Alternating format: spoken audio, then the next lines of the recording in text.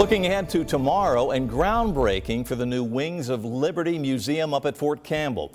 It will tell the story of the 101st Airborne Division and also pay tribute to all the men and the women in the other units that call the post home. Joining me now with more on this effort is retired Major General Brian Winsky, President and CEO of the Fort Campbell Historical Foundation. General, first of all, thank you for your service. And the 101st is legendary. I'm sure you spent time on the post, which is why you're doing this. They've got a great story to tell. Tell us about your plans for this museum, and I know there's a major fundraising effort underway in association with that too. Yeah, thanks, Scott. Yeah, we're building a 40,000 plus square foot museum. It's about 4 or 5 times larger than the current museum. That's going to honor the history and legacy of the 101st 5th Special Forces Group and the 160th Special Ops Aviation Regiment.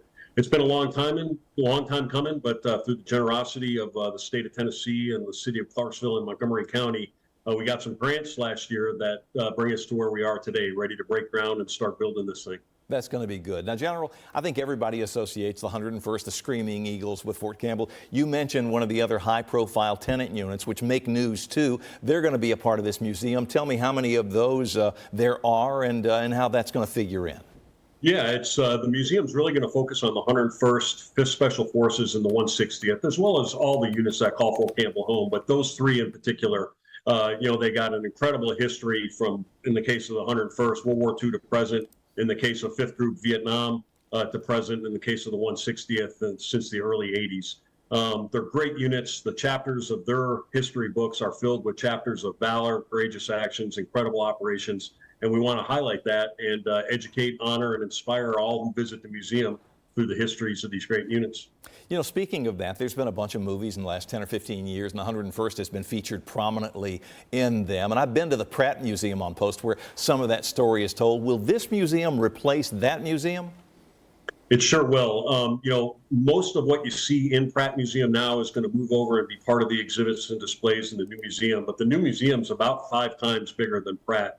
So we'll be able to show a lot more and display a lot more things that we have in storage right now to, again, really help to bring the history of these units to life. Another big feature of this museum versus Pratt is it'll be easily accessible from off post. So anybody can just drive right into the parking lot. It's on the installation, but on the edge of it, and won't be fenced off. So you won't have to go through the security protocols and all those sorts of things you have to visit the Pratt Museum on post. Sure. Yeah, right now you've got to go in, show them your driver's license, give them proof of insurance and all that. Well, Give us the vital stats on the groundbreaking tomorrow. I'm assuming it's going to take place on or near the site that you just described?